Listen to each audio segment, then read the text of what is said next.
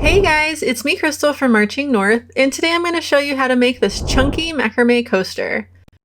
You'll find a list of all the supplies for this project down in the description below. To start, I have my 6-foot long holding cord, and I'm just making a little loop here on one end, and then I'm grabbing one of my 5 48-inch long pieces of cord, folding it in half, and threading it through the loop,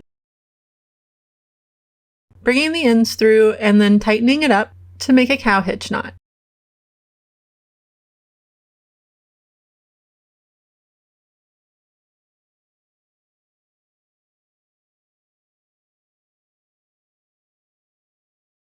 You're going to repeat that with the rest of your 48-inch cords. You'll have 5 all together.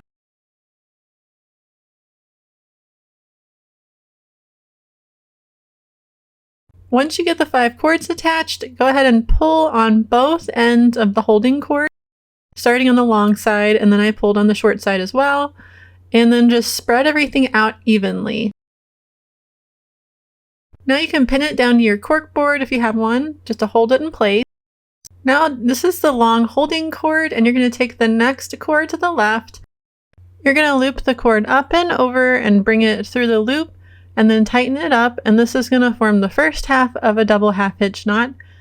And then you're going to repeat that with the same cord, going up, over, and bringing the end through and tightening it up, and that will make the second half of the double half hitch knot. And then you're going to grab the next cord to the left and do the same thing. Just go over once and over again and tighten it up. Continue doing that all the way around until you reach a point where there's a gap. I'll show you what I mean in just a second.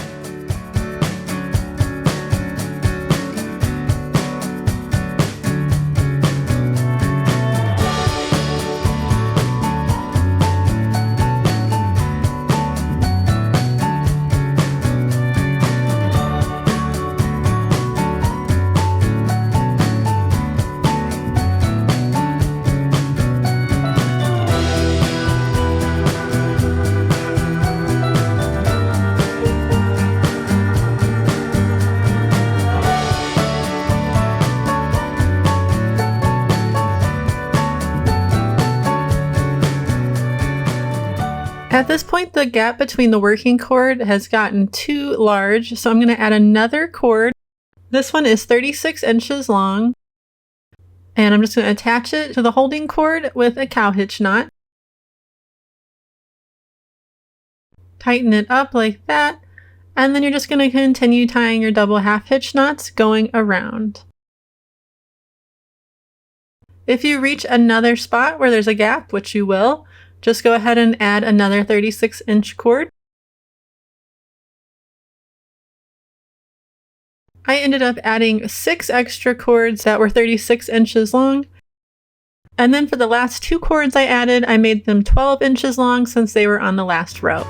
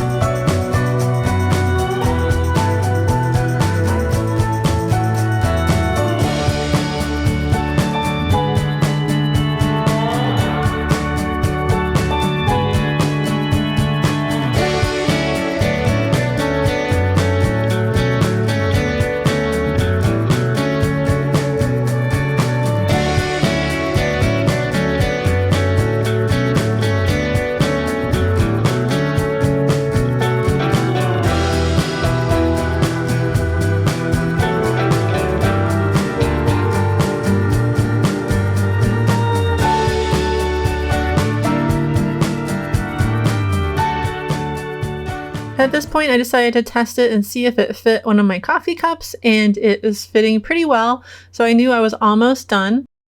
Go ahead and flip it over, and you can cut off the tail of that starter cord where we formed our little loop at the beginning. and then just continue.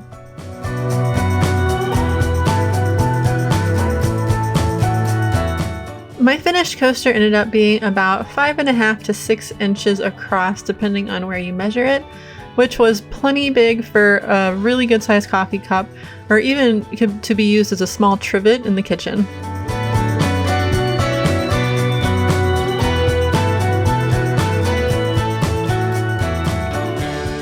Once you finish tying all your knots, go ahead and flip it over and grab a large eye needle of some sort, and then you're going to thread the holding cord through the needle, which was kind of tricky. It didn't really fit, but I did the best I could.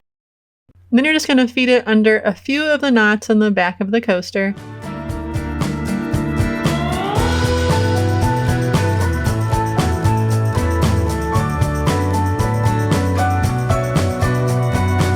I just went under 2 to make sure it was secured. And then I just left the end to blend in with the rest of the fringe. And I went around and cut the fringe about 1.5 inches long all the way around.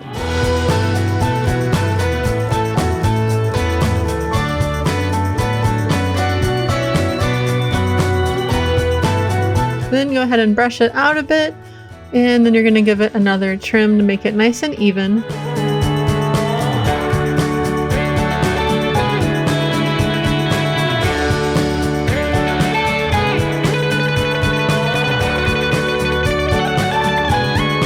And that's it.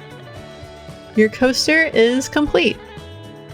If you enjoyed this tutorial, please leave a like, comment, and be sure to subscribe so that you don't miss any of my future videos. Thanks for watching!